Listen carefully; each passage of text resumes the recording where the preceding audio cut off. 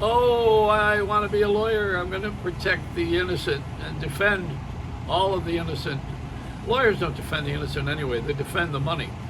They get hired to do something. They're not about right or wrong, good or bad. They're about winning and losing. There's a difference. And that's what this debate was the other night. It's about winning and losing, not about right or wrong, good or bad, or indifferent. Donald Trump, what's his background? He's a television star. He's a reality TV star. He comes from the same cloth as MTV Real World, as the Ozzy Osbourne and Kiss and the Kardashians, The Bachelor. This is who he is. We watch television that way. So the thing he despises, which is the media, is what he really is. It's like Frankenstein monster hating Dr. Frankenstein. You resent him because he put you on this earth and put you in this place. So it's a power play. This is a power play. This running for office is all about joining a party so that you have more power and more money so that you can actually win the race. And then you better take care of some people who helped you get there. That's a whole other story, because then they suffer from milk of amnesia. So the game is to watch someone fail, fall, or win.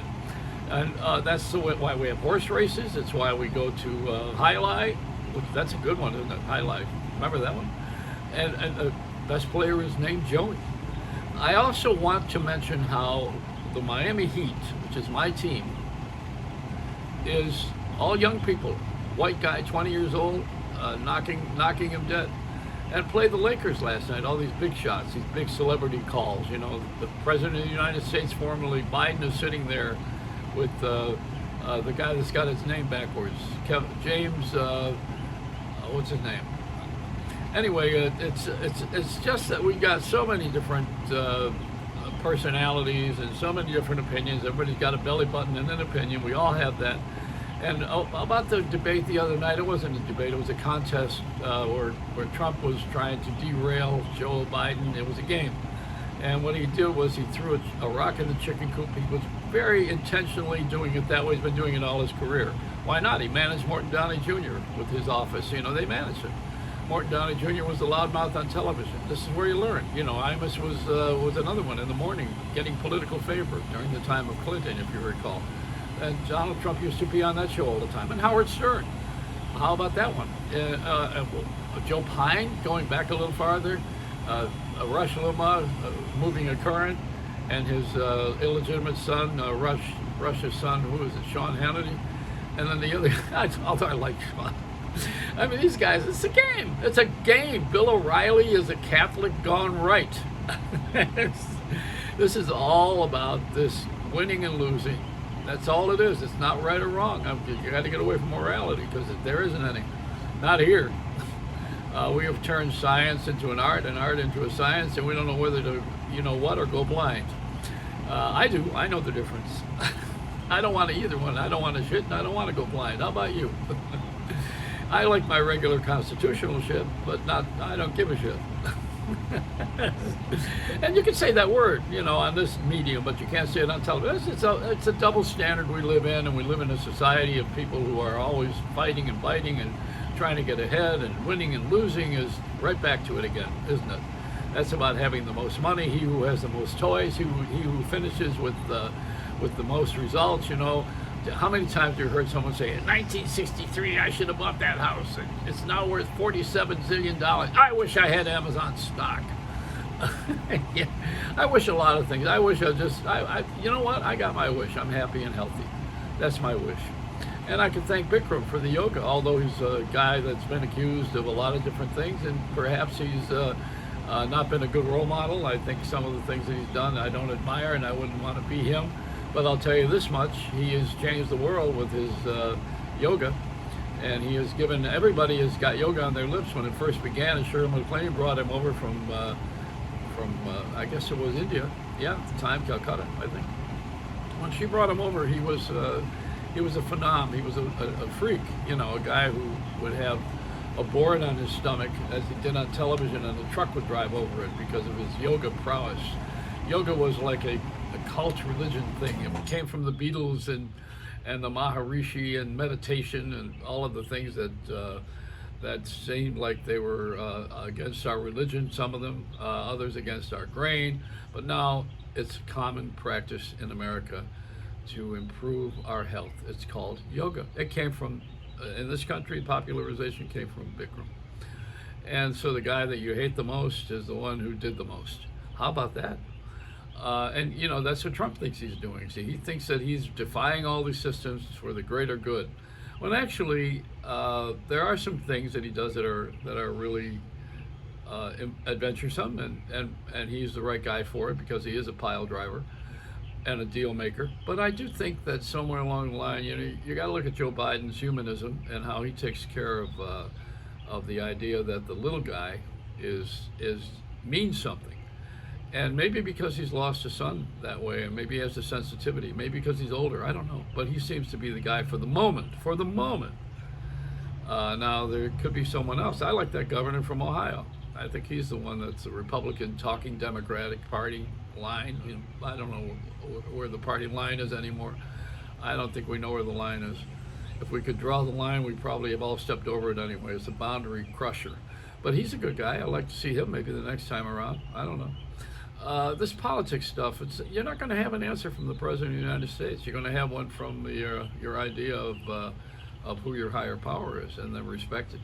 Somewhere along the line, we got to wake up and see that there's a world of change here with what we've done to the planet, how we poisoned everything. Richard Attenborough did that on 60 Minutes on Sunday. I don't know if you saw that. He was describing his first negative documentary in history. He's been doing it since he's 28 years old. Now he's 95. Exploring the world and honoring the animals, the undersea life, the environment. And all of this is getting messed with, including the fires in LA. You talk about a contest, my God, that's the one that, all that forestry burning up. If we do much more, we're going to really be out of toilet paper. It's amazing. We all are interdependent. We rely on each other, but it's got to shape up right now. And it's terrible being at home. It's hard being at home, looking at each other every day the same way, the waiting for this thing to end. How am I going to get through this? Every day. But that's the way life is intended, a day at a time. That's why they call it that. We get up every day with a positive attitude. We go to work. We do what we best we can for another person. That makes you feel good.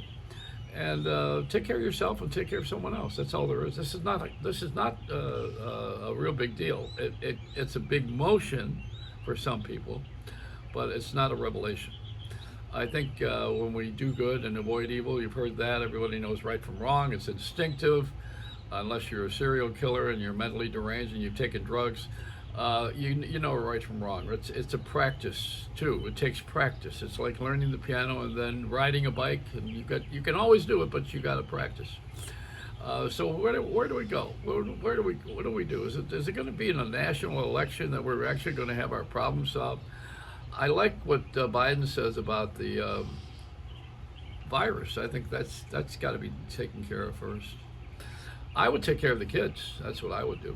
I would focus on the kids because they're the ones who are going to inherit this junkyard that we've created, and we've done a lot of damage here. You know, we really have. And wherever this virus came from, this is unforgivable, unforgivable. That someone would unleash that on mankind, and yet we have people running for the Nobel and the Pulitzer Prize. What prize? These people who have done that, whoever they are, they need to be called out and absolutely erased. That's a given. That's what I would do. I'd go after whoever caused this crap, because look at what it's done to everybody. Although we have an awakening as a result of it. So you know the results are the great human spirit of being able to survive and standing tall with all of it. I think somewhere along the line we're going to be doing better with the color issue. I think because we're forced into acknowledging that they have not lived the same way as others have, as a culture, as a society, as a community. And now we always knew that, but now we have to do something about it. That's an awareness, and there's nothing wrong with what I just said. It's true. You know, it's true. And the other thing is not only my truth, it's everybody's truth right now. We do have a common truth. And you have to reach out and look at someone else's world and step into their shoes for a while, as we've been told. And then you'll see a little bit different if you care to do that. But not everybody wants to do that. They wanted to go away quickly, and we're spoiled to, you know, we're used to having a lot of money and been a rich country. We have. And if you want to argue about something, why don't you find out why the gasoline prices have gone down? Probably because the airlines aren't using the fuel. That's probably part of it. It's all about supply and demand. No, it's winning and losing. Who's going to win? Who's going to lose? Which side are you on? What do you want to see happen? Who do you want to see? Who do you want to see in this contest? All I know is in the Roman Empire, they had an emperor who did the same thing that these guys are doing. He was in denial, and the city was burning, and he was playing his fiddle. Nero, a fiddle or Rome burn. Are we having that now? It's a Reynolds wrap.